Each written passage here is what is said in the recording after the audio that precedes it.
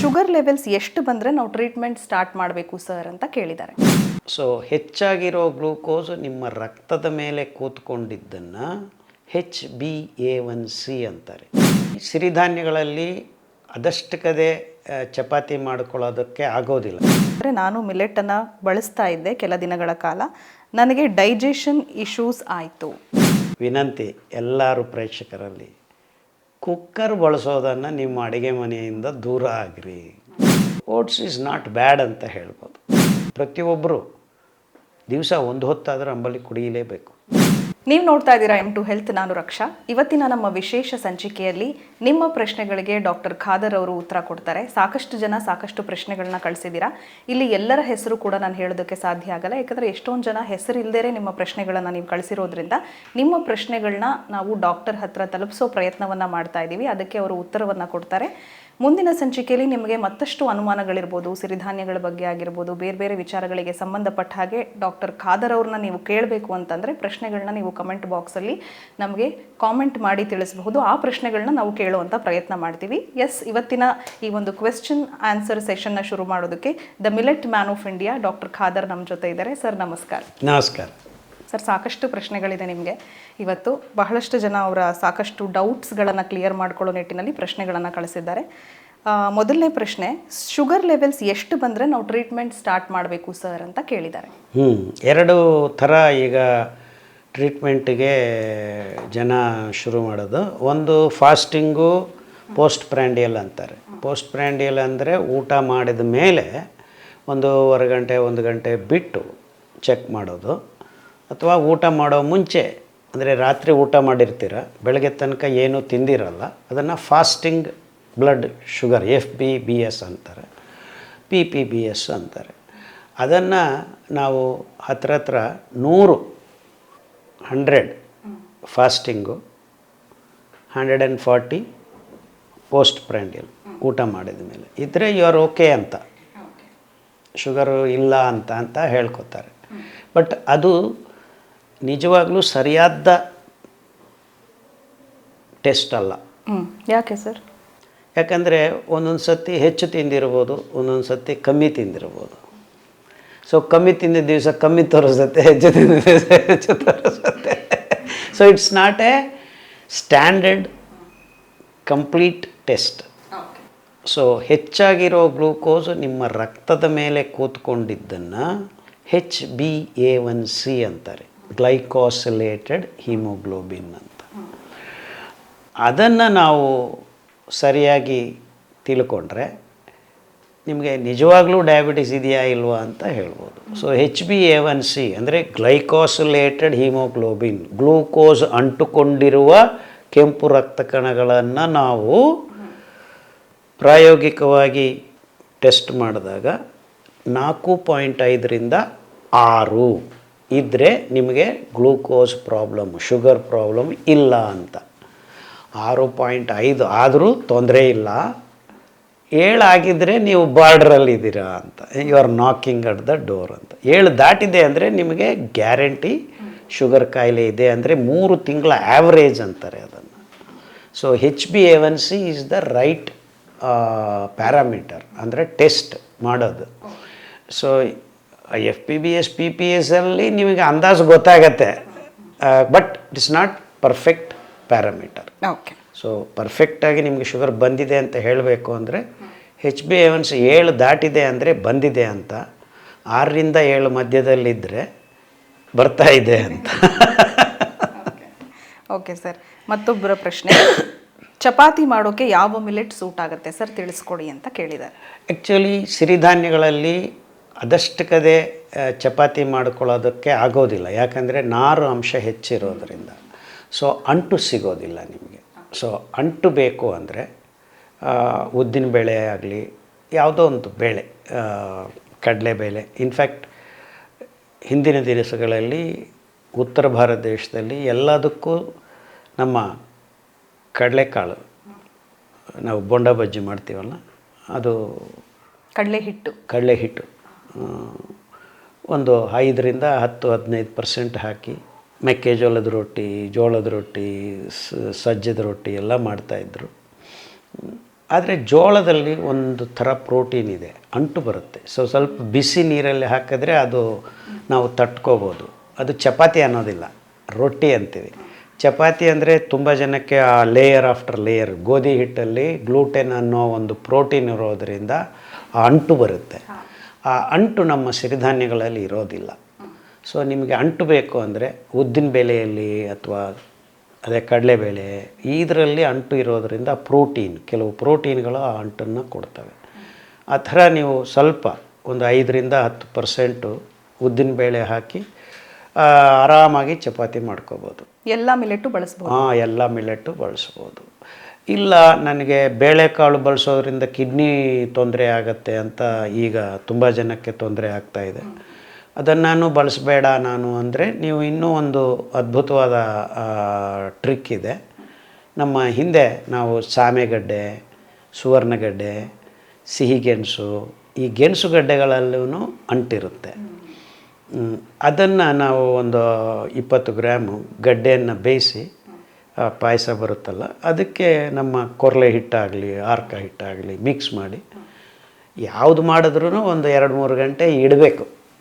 ಆ ನೀರಲ್ಲಿ ನಮ್ಮ ಸಿರಿಧಾನ್ಯಗಳಲ್ಲಿದ್ದ ನಾರು ನೆನೆಯಬೇಕು. ಸೊ ಹಿಟ್ಟಾದ್ರೂ ಕಲಸಿ ಇಟ್ಟಿದ ಮೇಲೆ ನಾದಿ ಇಡಬೇಕು. ಒಂದು 2 ಗಂಟೆ ಇಟ್ಟು ಚಪಾತಿ ಮಾಡಿಕೊಂಡು ತಿನ್ಬೋದು. ಒಂದೊಂದು ಧಾನ್ಯವನ್ನು ಪ್ರತ್ಯೇಕವಾಗಿ ಮಾಡಬೇಕು, ಎಲ್ಲ ಮಿಕ್ಸ್ ಮಾಡಬಾರ್ದು. Okay sir. ಇನ್ನೊಬ್ರು ಕೇಳಿದ್ದಾರೆ, ಅಕ್ಕಿ ಜೊತೆ ಯಾವುದಾದ್ರೂ ಮಿಲೆಟ್ ಮಿಕ್ಸ್ ಮಾಡಿದರೆ ಪ್ರಯೋಜನ ಆಗತ್ತಾ ಅಂತ. ಅಷ್ಟು ಮಟ್ಟಕ್ಕೆ ಪ್ರಯೋಜನ ಆಗತ್ತೆ. ಅಕ್ಕಿ ಮಾಡೋ ರೋಗ ಬಂದೇ ಬರುತ್ತೆ, ಅದನ್ನು ಈಗ ಅವ್ರ ಪ್ರಶ್ನೆ ಹೆಂಗಿದೆ ಗೊತ್ತಾ? Just you are going in the car, accelerator brake ಎರಡೂ ಒತ್ತಿದ್ರೆ ಹೆಂಗಾಗುತ್ತೆ ಹಂಗಾಗತ್ತೆ. ಚೆನ್ನಾಗಿದೆ ಪ್ರಶ್ನೆ. ಮತ್ತೊಬ್ಬರ ಪ್ರಶ್ನೆ, ಸಿರಿಧಾನ್ಯಗಳನ್ನು ಬಳಸೋ ವಿಧಾನವನ್ನು ತಿಳಿಸ್ಕೊಡಿ ಸರ್ ಅಂತ. ಸಾಕಷ್ಟು ಸಲ ನೀವು ಮಾತಾಡಿದ್ದೀರಾ, ಹೇಗೆ? ಬಟ್ ಕ್ಲುಪ್ತವಾಗಿ ಹೇಳೋಣ. ಒಂದೊಂದು ಧಾನ್ಯವನ್ನು ಬದಲಾಯಿಸಿ ಬಳಸಿ. 2 ದಿವಸಕ್ಕೊಮ್ಮೆ, ನಿಮಗೇನೂ ಕಾಯಿಲೆ ಇಲ್ಲ, ಆರೋಗ್ಯವಾಗಿದ್ದೀರಾ ಅಂದರೆ 2 ದಿವಸಕ್ಕೊಮ್ಮೆ ಈ 5 ಧಾನ್ಯಗಳನ್ನು ಬಳಸಿ. ಆವಾಗ ಮಧ್ಯದಲ್ಲಿ ತಟಸ್ಥ ಧಾನ್ಯಗಳು ರಾಗಿ, ಜೋಳ, ಸಜ್ಜೆ, ಬರಗು ಬಳಸಿ. ಮಕ್ಕಳಾದರೆ ರಾಗಿ, ಜೋಳ, ಸಜ್ಜೆ ತುಂಬ ಒಳ್ಳೆಯದು. ಅವ್ರ ಬೋನ್ಸ್ಗೆ ಮತ್ತು ತುಂಬ ಅಂಶಗಳು ಅಲ್ಲಿ ಒಳ್ಳೆಯದಿದೆ. ಒಳ್ಳೆ ಪ್ರೋಟೀನು ಸಿಗುತ್ತೆ ಅದರಲ್ಲಿ.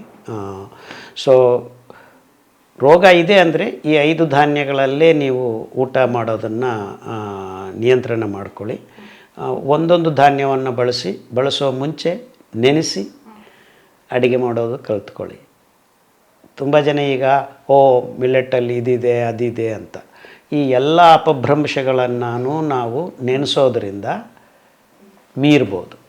ಸೊ ಯಾವುದೇ ಅಡಚಣೆ ಇಲ್ಲದೆ 8 ಗಂಟೆ ನೆನೆಸಿ ಸಿರಿಧಾನ್ಯವನ್ನು ಅನ್ನ ಆಗಲಿ, ರೊಟ್ಟಿ ಆಗಲಿ, ಮುದ್ದೆ ಆಗಲಿ ಏನಾದರೂ ಮಾಡ್ಕೊಳ್ಳಿ, ನೆನೆಸಿ ಅಡುಗೆ ಮಾಡ್ಕೊಳ್ಳಿ. ಯಾವ ತೊಂದರೆಯೂ ಇರೋದಿಲ್ಲ. ಯಾವ ಕಾಲದಲ್ಲೂ, ಅಂದರೆ ಬಿಸಿಲು ಕಾಲದಲ್ಲಿ ತಿನ್ನಬೇಕು, ಚಳಿಗಾಲದಲ್ಲಿ ಅದು ತಿನ್ನಬಾರ್ದು, ವಾತ ಪಿತ್ತ ಕಫ ಅಂತ ಅದಕ್ಕೆ ಇದು ಸಾಲದು, ಇದಕ್ಕೆ ಅದು ಆಗೋದು ಅನ್ನೋದು ಯಾವುದೂ ಗೊಂದಲ ಇರೋದಿಲ್ಲ ನಿಮಗೆ. ಯಾವಾಗ ಸಿರಿಧಾನ್ಯಗಳನ್ನು ನೆನೆಸಿ ಅಡುಗೆ ಮಾಡುವುದನ್ನು ಕಲ್ತ್ಕೋಬೇಕು. ಅಂಡ್ ಒಂದೇ ಒಂದು ವಿನಂತಿ ಎಲ್ಲರೂ ಪ್ರೇಕ್ಷಕರಲ್ಲಿ, ಕುಕ್ಕರ್ ಬಳಸೋದನ್ನು ನಿಮ್ಮ ಅಡುಗೆ ಮನೆಯಿಂದ ದೂರ ಆಗಿರಿ. ಈ ಕುಕ್ಕರಲ್ಲಿ ಅಡುಗೆ ಮಾಡೋದಂಥ ಕೆಟ್ಟದ್ದು ಯಾವುದೂ ಇಲ್ಲ ನಿಮಗೆ. ಕುಕ್ಕರಲ್ಲಿ ಅಡುಗೆ ಮಾಡಿದರೆ ಪೌಷ್ಟಿಕಾಂಶಗಳೆಲ್ಲ ಅರ್ಧಕ್ಕರ್ಧ ಕುಸಿದು ಬಿದ್ದೋಗ್ತವೆ. ಯಾಕೆ ಸರ್? ಅದು ಹೇಗೆ? ಅದೇ ನಾರ್ಮಲ್ ಟೆಂಪರೇಚರ್ ಆ್ಯಂಡ್ ಪ್ರೆಷರ್ ಅಂತ. ನೀವು ಅಡುಗೆ ಮಾಡುವಾಗ ಟೆಂಪರೇಚರ್ ಆದರೂ ಹೆಚ್ಚಿಸಿರಿ, ಪ್ರೆಷರ್ ನಾರ್ಮಲ್ ಇರಬೇಕು. ಇಲ್ಲ ಪ್ರೆಷರ್ ಆದರೂ ಹೆಚ್ಚಿರಿ, ಟೆಂಪರೇಚರ್ ನಾರ್ಮಲ್ ಇರಬೇಕು. ಎರಡನ್ನೂ ಹೆಚ್ಚು ಕಮ್ಮಿ ಮಾಡ್ತಾ ಇದ್ದರಿಂದ ಪೌಷ್ಟಿಕಾಂಶಗಳು ಕಳೆದೋಗ್ತವೆ. ಸರ್, ಕೆಲವರು ಓಪನ್ ಪಾತ್ರೆಗಳಲ್ಲಿ ಅನ್ನ ಮಾಡ್ತಾರೆ. ಓಪನ್ ಪಾತ್ರೆಯಲ್ಲಿ ಮಾಡೋದು ಸ್ವಲ್ಪ ಒಳ್ಳೆಯದು. ಮಣ್ಣಿನ ಮಡಿಕೆಯಲ್ಲಿ ಮಾಡೋದು ಪೂರ್ತಿ ಒಳ್ಳೆಯದು. ಯಾಕಂದರೆ ಮಣ್ಣಿನ ಮಡಿಕೆಯಲ್ಲಿ ಗಾಳಿ, ಆಕ್ಸಿಜನ್ ಸಿಗುತ್ತೆ. ಓಪನ್ ಪಾತ್ರೆಯಲ್ಲಿ ಮಾಡೋ ಉದ್ದೇಶನೂ ಅಷ್ಟೇ, ಪ್ರೆಷರ್ ಬಿಲ್ಡಪ್ ಆಗದೇ ಇರಲಿ ಅಂತ. ಬಟ್ ನೀವು ಬಾಣಲಿಯಲ್ಲಿ ಮಾಡಿದಾಗ ಕಲಿಸ್ತಾ ಇರಿ ಅಂತ ಹೇಳ್ತಾರೆ. ಯಾಕೆ? ಕೆಳಗಡೆ ಪ್ರೆಷರ್ ಬಿಲ್ಡಪ್ ಆಗುತ್ತೆ, ಅದನ್ನು ರಿಲೀಸ್ ಮಾಡ್ಕೊಳ್ಳೋದಕ್ಕೆ. ಸೊ ಓಪನ್ ಪಾತ್ರೆಯಲ್ಲಿ ಕಲಿಸ್ತಾ ಇದ್ದರೆ ನೀವು ನಾವು ದೋಸೆ ತವದಲ್ಲಿ ಹಾಕ್ತೀವಿ, ಕಬ್ಬಿಣ ತವ ಮೇಲೆ. ಸೊ ಅದು ಓಪನ್ ಆಗಿರುತ್ತೆ, ಪ್ರೆಷರ್ ಬಿಲ್ಡ್ ಆಗೋದಿಲ್ಲ. ಅದರಿಂದ ಆಗ ಇಡ್ಲಿ ಹೆಂಗೆ ಮಾಡ್ತೀವಿ ನಾವು, ಪ್ರೆಷರ್ ರಿಲೀಸ್ ಆಗ್ತಾ ಇರುತ್ತೆ, ಹಬೆ ತೋರಿಸ್ತಾ ಇದ್ವಿ ಹೊರತು ಪ್ರೆಷರ್ ಬಿಲ್ಡ್ ಆಗ್ತಾ ಇಲ್ಲ. ಅದೇ ನೀವು ಕುಕ್ಕರಲ್ಲಿ ಹಾಕಿದ್ರೆ ಸರಿ ಇರೋದು. ಸರ್, ಇವರು ಕೆಲ ಏಜ್ ಗ್ರೂಪ್ಗೆ ಮಿಲೆಟ್ಸ್ ಸೂಟ್ ಆಗಲ್ಲ ಅಂತ ಅನಿಸುತ್ತೆ. ಯಾಕಂದರೆ ನಾನು ಮಿಲೆಟನ್ನು ಬಳಸ್ತಾ ಇದ್ದೆ ಕೆಲ ದಿನಗಳ ಕಾಲ, ನನಗೆ ಡೈಜೆಷನ್ ಇಶ್ಯೂಸ್ ಆಯಿತು. 2 ಅಂಶ ಕಾರಣಗಳು. ಒಂದು, ನೆನೆಸ್ತಾ ಇಲ್ಲ ಸರಿಯಾದ ಸಮಯ. ಎರಡನೇದು, ನಿಮ್ಮ ಗಟ್ ಮೈಕ್ರೋಬ್ಸ್ ಇಲ್ಲದೆ ಇರೋದರಿಂದ ತೊಂದರೆ ಆಗುತ್ತೆ. ಸೊ ಎಲ್ಲರಿಗೂ ವಿನಂತಿ ಏನಂದರೆ ಅಂಬಲಿ ಕುಡೀರಿ. ಫಸ್ಟು ಅಂಬಲಿ ಕುಡಿದು ಊಟ ಮಾಡಿರಿ. ಓಕೆ, ಡೈರೆಕ್ಟ್ ಊಟ ಸ್ಟಾರ್ಟ್. 3 ದಿವಸದಲ್ಲಿ ನಿಮಗೆ ಈ ಬದಲಾವಣೆಗಳು ಕಾಣಿಸ್ತವೆ. ಅಂಬಲಿ ಕುಡಿದು ಊಟ ಮಾಡಿ. ಬೆಳಗ್ಗೆ ಒಂದು ಸತಿ ಅಂಬಲಿ ಕುಡೀರಿ, ತಿಂಡಿ ತಿನ್ನಿರಿ. ರಾತ್ರಿ ಅಂಬಲಿ ಕುಡೀರಿ, ಊಟ ಮಾಡಿರಿ. 3 ದಿವಸದಲ್ಲಿ ನಿಮಗೆ ಯಾವ 6 ತಿಂಗಳ ಮಗುವಿಂದನೂ ಶುರು ಮಾಡ್ಕೋಬೋದು. ಯಾರಿಗೂ ತೊಂದರೆ ಆಗೋದಿಲ್ಲ. ಈ ಪ್ರಯೋಗ ಮಾಡಿದ್ದೀವಿ ನಾವು. 15 ವರ್ಷ ಹಿಂದೆ ಮಿಲೆಟನ್ನು ತಿನ್ನಿ ಅಂತ ಹೇಳೋ ಸಮಯದಲ್ಲೇ ಈ ಪ್ರಯೋಗಗಳೆಲ್ಲ ಮಾಡಿದ್ದೀವಿ. 15 ವರ್ಷ 20 ವರ್ಷ ಹಿಂದೆ. Okay sir. ಸರ್, ಮುಂದಿನ ಪ್ರಶ್ನೆ, ಓಟ್ಸ್ ಬಗ್ಗೆ ಹೇಳಿ sir. How good is oats? Oats is not bad ಅಂತ ಹೇಳ್ಬೋದು. ನಮ್ಮ ತಟಸ್ಥ ಧಾನ್ಯದ ಥರ, ರಾಗಿ ಜೋಳದ ಥರ. ಓಟ್ಸ್ ನಮ್ಮ ದೇಶದಲ್ಲಿ ಬೆಳೆಯಲ್ಲ. ಅದು ಇನ್ನೊಂದು ತೊಂದರೆ ಅದರಲ್ಲಿ ಏನಂದರೆ, ಇಟ್ಸ್ ಎ ಪ್ರಾಸೆಸ್ಡ್ ಗ್ರೈನ್. ತುಂಬ ಪ್ರಾಸೆಸ್ ಮಾಡ್ತಾರೆ. ಆದ್ದರಿಂದ ಯಾವಾಗಾದರೂ ಒಂದು ಸರ್ತಿ ಓಟ್ಸ್ ತಿನ್ಬೋದು, ಬಟ್ ಅದು ನಿಮ್ಮ ರೆಗ್ಯುಲರ್ ಊಟ ಆಗೋಕ್ಕೆ ಲಾಯಕ್ಕಿಲ್ಲ. Okay okay. Ragi is 10 times better than oats. S.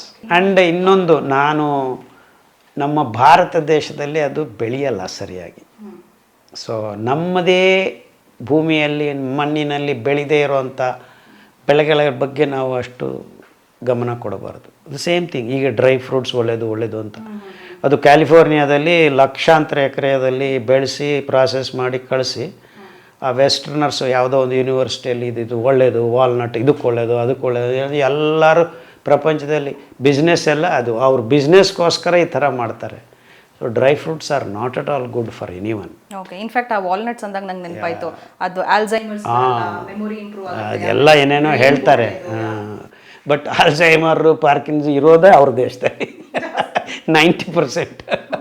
ಈಗೀಗ ನಮಗೂ ಬರ್ತಾ ಇದೆ. ಯಾಕಂದರೆ ನಾವು ಅವ್ರು ಹೇಳಿದ್ದನ್ನು ತಿಂದು ಮಾಡ್ತಾಯಿದ್ವಿ. ಆ ರೋಗಗಳು ನಮ್ಮ ದೇಶಕ್ಕೆ ಮೆತ್ತಿಗೆ ಎಂಟ್ರಿ ಕೊಡ್ತಾ ಇವೆ. ಓಕೆ, ದುರಂತ ಸರ್ ಇದು. ಸೊ ನಿಮ್ಮ ಭೌಗೋಳಿಕ ಪರಿಸ್ಥಿತಿಯಲ್ಲಿ ಬೆಳೀತಕ್ಕಂಥ ಮೂಲ ಆಹಾರ ಪದಾರ್ಥ ಯಾವಾಗ ತಿಂತೀರಾ, ಆವಾಗ ರೋಗಗಳಿಂದ ದೂರ ಇರ್ತೀರ. ಯಾರು ಹೇಳಿದ್ದು? ಚರಕ ಮಹಾನುಭಾವ ಹೇಳಿದ್ದಾನೆ, 1000 ವರ್ಷ ಇತ್ತು. ಓಕೆ ಸರ್, ಇವರು ಪ್ರಶ್ನೆ, ಕೆಲ ತಿಂಗಳುಗಳ ಕಾಲ ನಾನು ಬೆಳಗಿನ ತಿಂಡಿ ಮತ್ತು ರಾತ್ರಿ ಊಟಕ್ಕೆ ಮಿಲೆಟ್ಸ್ ಬಳಸ್ತಾ ಇದ್ದೆ, ಬಟ್ ನನಗೆ ಯೂರಿಕ್ ಆ್ಯಸಿಡ್ ಲೆವೆಲ್ಸ್ ಹೆಚ್ಚಾಯಿತು, ಅದಕ್ಕೆ ಬಿಟ್ಟೆ ಅಂತ ಹೇಳ್ತಿದ್ದಾರೆ. ಅದು ಅವರು ಪ್ರೋಟೀನ್ ಜಾಸ್ತಿ ತಿಂದಿದ್ದಕ್ಕಾಗಿರೋದು. ಸಿರಿಧಾನ್ಯಗಳಿಂದ ಅಲ್ಲ. ಸಿರಿಧಾನ್ಯದಿಂದ ಅಲ್ಲವೇ ಅಲ್ಲ, ಸಾಧ್ಯನೇ ಇಲ್ಲ. ಬೇಳೆಕಾಳು, ಮೊಟ್ಟೆ ಮಾಂಸ, ಕಾಫಿ, ಟೀ ಕುಡಿಯೋದ್ರಿಂದ ಯೂರಿಕ್ ಆ್ಯಸಿಡ್ ಹೆಚ್ಚಾಗುತ್ತೆ. ಇನ್ಫ್ಯಾಕ್ಟ್ ನೀವು ಅಂಬಲಿ ಕುಡಿಯೋಕ್ಕೆ ಶುರು ಮಾಡಿದ್ದಿದ್ರೆ 3 ವಾರದಲ್ಲಿ ಯೂರಿಕ್ ಆ್ಯಸಿಡ್ ಕಮ್ಮಿ ಆಗುತ್ತೆ. ಬೇಳೆಕಾಳು, ಪ್ರೋಟೀನ್ ಅಂತ ಏನು ಹೇಳ್ತೀವಿ, ಆ್ಯಕ್ಚುಲಿ ತುಂಬ ಮೋಸ ಆಗ್ತಾಯಿದೆ ಪ್ರೋಟೀನ್ದು. ನಾವು ಮಾತಾಡಿದ್ದೀವಿ ಒಂದು ಸತಿ. ಪ್ರೋಟೀನು 20 to 25% ಇರುತ್ತೆ ಬೇಳೆಕಾಳಲ್ಲಿ. ಅದು ದಿವಸ ತಿನ್ನೋಕ್ಕೆ ಶುರು ಮಾಡಿದ್ದೀವಿ. ಯಾರೋ ಮಾಂಸ ತಿಂದು ನಮಗೆ ಪ್ರೋಟೀನ್ ಇದೆ ಅಂತ ಈ ಶಾಕಾಹಾರಿಗಳು ಮೊಳಕೆ ಕಾಳು ಎಲ್ಲ ತಿನ್ಕೊಂಡು ಯೂರಿಕ್ ಆ್ಯಸಿಡು, ಕ್ರಿಯಾಟಿನಿನ್ನು, ಕಿಡ್ನಿ ಮೇಲೆ ಒತ್ತಡ, ಇದೆಲ್ಲ ಗೊಂದಲ ಆಗ್ತಾಯಿದೆ. ಸೊ ಯೂರಿಕ್ ಆ್ಯಸಿಡನ್ನು ವಾಸಿ ಮಾಡ್ಕೋಬೇಕಂದ್ರೆ ಇನ್ಫ್ಯಾಕ್ಟ್ ಆರ್ಕ ಹಾಕಿ, ನವಣೆ ಹಾಕಿ ಕರೆಕ್ಟಾಗಿ ಅಂಬಲಿ ಮಾಡಿಕೊಂಡು ಕುಡಿದ್ರೆ ನಿಮಗೆ ಇಮಿಡಿಯೇಟ್ ರಿಲೀಫ್ ಸಿಗುತ್ತೆ. ಊದಲಲ್ಲಿ ಇನ್ನೂ ಅದ್ಭುತವಾದ ಗುಣ ಇದೆ. ಆ ನಾರಿನ ಅಂಶ ಯೂರಿಕ್ ಆ್ಯಸಿಡನ್ನು ಕಮ್ಮಿ ಮಾಡುತ್ತೆ, ಕಿಡ್ನಿಯನ್ನು ಕ್ಲೀನ್ ಮಾಡುತ್ತೆ. ಸೊ ಸಿರಿಧಾನ್ಯಗಳೇ ನಿಮಗೆ ಆ್ಯಕ್ಚುಲಿ ಚೆನ್ನಾಗಿ ಕೆಲಸ ಮಾಡುತ್ತೆ. ಸೊ ಮತ್ತೆ ಸರಿಯಾಗಿ ಒಮ್ಮೆ ನೆನೆಸಿ ಅಡುಗೆ ಮಾಡೋದು, ಅಂಬಲಿ ಕುಡಿದು ಊಟ ಮಾಡೋದು ಅಭ್ಯಾಸ ಮಾಡ್ಕೊಳ್ಳಿ. ಪ್ರತಿಯೊಬ್ಬರು ದಿವಸ 1 ಹೊತ್ತಾದರೂ ಅಂಬಲಿ ಕುಡಿಯಲೇಬೇಕು. Okay sir. ಮಿಲೆಟ್ಸ್ ತಿನ್ನೋಕೆ ಶುರು ಮಾಡಿದಾಗಿನಿಂದ ಸ್ಟಮಕ್ ಬ್ಲೋಟ್ ಆಗ್ತಾ ಇದೆ ಸರ್ ಅಂತ ಕೇಳಿದ್ದಾರೆ. ಅದೇ ಡೈಜೆಷನ್ ಸರಿಯಾಗಿ ಆಗ್ತಾಯಿಲ್ಲ, ಯಾಕಂದರೆ ನೆನೆಸ್ತಾ ಇಲ್ಲ. ಆಮೇಲೆ ಹೊಟ್ಟೆಯಲ್ಲಿ ಗಟ್ ಮೈಕ್ರೋಬಯಮನ್ನು ಸಮುದ್ರ ಮಾಡ್ಕೊಳ್ಳಿ. IBS, ಕ್ರಾನ್ಸ್, ಜರ್ಡ್ ಈ ಥರ ಭಯಾನಕ ರೋಗಗಳನ್ನು ಸಿರಿಧಾನ್ಯಗಳ ಅಂಬಲಿ 6 ವಾರದಲ್ಲಿ ಆರಾಮ ಮಾಡುತ್ತೆ. ಸರ್, ಬಾಯಿ ಕ್ಯಾನ್ಸರ್ಗೆ ಯಾವ ಸಿರಿಧಾನ್ಯ ಬಳಸಬೇಕು ಅಂತ ಒಬ್ಬರು ಕೇಳಿದ್ದಾರೆ. ಒಂದಲ್ಲ 5 ಧಾನ್ಯಗಳನ್ನು ನಾನು ಬಳಸಬೇಕು. ಮುಖ್ಯವಾಗಿ ಸಾಮೆ ಅಕ್ಕಿ, ಆರ್ಕ ಅಕ್ಕಿ, ನವಣೆ ಅಕ್ಕಿ, ಊದಲಕ್ಕಿ, ಕೊರಲೆ ಅಕ್ಕಿ. ಸರ್, ಕೊನೆ ಪ್ರಶ್ನೆ ಇವತ್ತಿನ ಎಪಿಸೋಡಲ್ಲಿ, ಚಿಕ್ಕ ಮಕ್ಕಳಿಗೆ ಯಾವ ವಯಸ್ಸಿನಿಂದ ಸಿರಿಧಾನ್ಯವನ್ನು ಕೊಟ್ಟರೆ ಒಳ್ಳೆಯದು? 9 ತಿಂಗಳು ತಾಯಿ ಹಾಲು ಕುಡಿಸ್ತಾನೇ ಇರಬೇಕು. ಆಮೇಲೇನು ತಾಯಿ ಹಾಲು ಜೊತೆಗೆ ಸಾಮೆ ಅಕ್ಕಿ, ಗಂಜಿ ಥರ, ಮುದ್ದೆ ಥರ, ಸಣ್ಣ ಗೋರು ಮುದ್ದೆ ಅಂದ್ವಿ, ಊರಿಂದ ತಿನ್ನಿಸ್ತಾ ಇತ್ತು, ಆ ಥರ ಶುರು ಮಾಡಬೇಕು. ಸಾಮೆ ಅಕ್ಕಿ ಮೊದಲಾಗಿ, ಯಾಕಂದರೆ ಹಾರ್ಮೋನ್ ಇಂಬ್ಯಾಲೆನ್ಸ್ ಮೊದಲಲ್ಲೇ ಆಗಬಾರ್ದು ಅಂತ.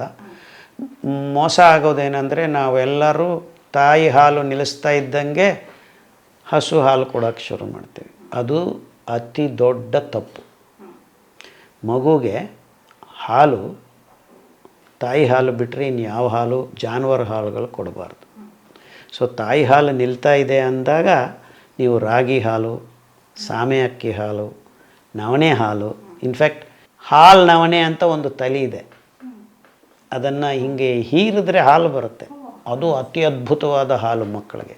ಅಫ್ಕೋರ್ಸ್ ನಮ್ಮ ಕನ್ನಡದಲ್ಲಿ ನಾಣ್ಣುಡಿದಿದೆ, ಕಾಯಿ ಹಾಲು ತಾಯಿ ಹಾಲಿಗೆ ಸಮಾನ ಅಂತ. ಅಂದರೆ ತಾಯಿ ಹಾಲು ನಿಲ್ತಾ ಇದ್ದಂಗೆ ನೀವು ಮಕ್ಕಳಿಗೆ ಕೊಡಬೇಕಾಗಿದ್ದು ತೆಂಗಿನಕಾಯಿ ಹಾಲು. ತೆಂಗಿನ ತುರಿ ಮಾಡಿ ಮಿಕ್ಸಿಯಲ್ಲಿ ಅಥವಾ ರುಬ್ಬಿ ಹಾಲು ತೆಗೆದು ಆ ಹಾಲನ್ನು ತಿಳಿ ಮಾಡಿ ಮಕ್ಕಳಿಗೆ ಕುಡಿಸ್ಬೇಕು. ಸೊ ಈ ಅಂಶಗಳ ಬಗ್ಗೆ ನಾವು ಆ್ಯಕ್ಚುಲಿ 2 ವೀಡಿಯೋಸ್ ರಿಲೀಸ್ ಮಾಡಿದ್ದೀವಿ. ಬೆಸ್ಟ್ ಫುಡ್ ಫಾರ್ ಬೇಬೀಸ್ ಅಂತ ಯೂಟ್ಯೂಬಲ್ಲಿ ಡಾಕ್ಟರ್ ಖಾದರ್ ಅಂತ ಹುಡುಕಿದ್ರೆ ಬರುತ್ತೆ. ನಾನು ನನ್ನ ಮಗಳು ಡಾಕ್ಟರ್ ಸರ್ಲಾ ಕೂತ್ಕೊಂಡು 1 ಗಂಟೆ 2 ಗಂಟೆ ಐ ಥಿಂಕ್ 2-3 ವೀಡಿಯೋಸ್ ಹಾಕಿದ್ದೀವಿ. Okay sir, nice. ಸರ್, ಕೊನೆಯದಾಗಿ ನಮ್ಮ ವೀಕ್ಷಕರಿಗೆ ಈ ಒಂದು ಎಪಿಸೋಡ್ನಲ್ಲಿ ಏನು ಹೇಳೋಕ್ಕೆ ಇಷ್ಟಪಡ್ತೀರಾ? ಸಾಕಷ್ಟು ಪ್ರಶ್ನೆಗಳು ಬರ್ತಾ ಇದೆ, ನಿಮ್ಮನ್ನು ಭೇಟಿ ಮಾಡಬೇಕು ಅನ್ನೋ ಒಂದು ಆಸೆ ಕೂಡ ಅವ್ರಿಗಿದೆ. ಎಲ್ಲರನ್ನೂ ನಾನು ಭೇಟಿ ಮಾಡೋಕ್ಕಾಗೋದಿಲ್ಲ. ಅದಕ್ಕೆ ನನಗೆ ತುಂಬ ಖುಷಿ ಆಗುತ್ತೆ. M2 ಹೆಲ್ತ್ ತಂಡ ಎಲ್ಲರಿಗೂ ಈ ವಿಚಾರಗಳನ್ನು ತಲುಪಿಸೋದಕ್ಕೆ ತುಂಬ ಅದ್ಭುತವಾಗಿ ಪ್ರಯತ್ನ ಮಾಡ್ತಾಯಿದ್ದಾರೆ, ಕೆಲಸ ಮಾಡ್ತಾಯಿದ್ದಾರೆ. ಸೊ ನಿಮಗೆ ಬರತಕ್ಕಂಥ ಅನುಮಾನಗಳು ಮತ್ತು ಸಮಸ್ಯೆಗಳು ಈ ಮೂಲಕ ಕಮೆಂಟ್ ಬಾಕ್ಸಲ್ಲಿ ಮಾಡಿ, ನಾವು ಅದರ ಪರಿಹಾರವನ್ನು ಅಥವಾ ಸಮಾಧಾನಗಳನ್ನು, ನಿಮ್ಮ ಅನುಮಾನಗಳನ್ನು ಪರಿಷ್ಕಾರ ಮಾಡೋದಕ್ಕೆ ತುಂಬ ಪ್ರಯತ್ನ ಮಾಡ್ತೀವಿ. ಎಲ್ಲರೂ ನಮ್ಮ M2 ಹೆಲ್ತ್ ವೀಡಿಯೋಸನ್ನು ನೋಡಿ ನಿಮ್ಮ ಅನುಮಾನಗಳನ್ನು, ಸಮಸ್ಯೆಗಳನ್ನು, ಪರಿಷ್ಕಾರಗಳ ಬಗ್ಗೆ ಕಾಮೆಂಟ್ ಬಾಕ್ಸಲ್ಲಿ ಬರೀತಾ ಇರ್ರಿ. ಸೊ ಹೆಚ್ಚು ಜನಕ್ಕೆ ತಲುಪಿಸೋದೇ ನಮ್ಮ ಮುಖ್ಯ ಉದ್ದೇಶ. ಎಲ್ಲರೂ ಸಿರಿಧಾನ್ಯಗಳನ್ನು ತಿನ್ನಿ, ರೋಗಗಳಿಂದ ದೂರ ಇರಿ. ನಮಸ್ಕಾರ sir, thank you so much. ವೀಕ್ಷಕರೇ, ನಿಮ್ಮ ಕೆಲ ಪ್ರಶ್ನೆಗಳಿಗೆ ಇವತ್ತಿನ ಎಪಿಸೋಡ್ನಲ್ಲಿ ಉತ್ತರ ಸಿಕ್ಕಿದೆ ಅಂತ ನಾನು ಕೂಡ ಭಾವಿಸ್ತೀನಿ. ಸಾಕಷ್ಟು ನಿಮಗೆ ಇದು ಹೆಲ್ಪ್ ಆಯಿತು ಅಂತ ಕೂಡ ನಾವು ಭಾವಿಸ್ತೀವಿ. ಸರ್ ಹೇಳಿದಾಗೆ ಎಲ್ಲರನ್ನೂ ಭೇಟಿ ಮಾಡೋದಕ್ಕೆ ಸಾಧ್ಯ ಆಗದೇ ಇರೋದ್ರಿಂದ ನಿಮ್ಮ ಪ್ರಶ್ನೆಗಳೇನೇ ಇದ್ದರೂ ಕೂಡ ಈ ಒಂದು ವಿಡಿಯೋನ ಕಮೆಂಟ್ ಸೆಕ್ಷನಲ್ಲಿ ನೀವು ಕಮೆಂಟ್ ಮಾಡಿ ತಿಳಿಸಬಹುದು. ಮುಂದಿನ ಸಲ ನಾವು ಸರ್ನ ಭೇಟಿ ಮಾಡಿದಾಗ ನಿಮ್ಮ ಪ್ರಶ್ನೆಗಳನ್ನು ಅವ್ರ ಬಳಿ ಕೇಳ್ತೀವಿ. ಅಲ್ಲಿವರೆಗೂ ನಮಸ್ಕಾರ.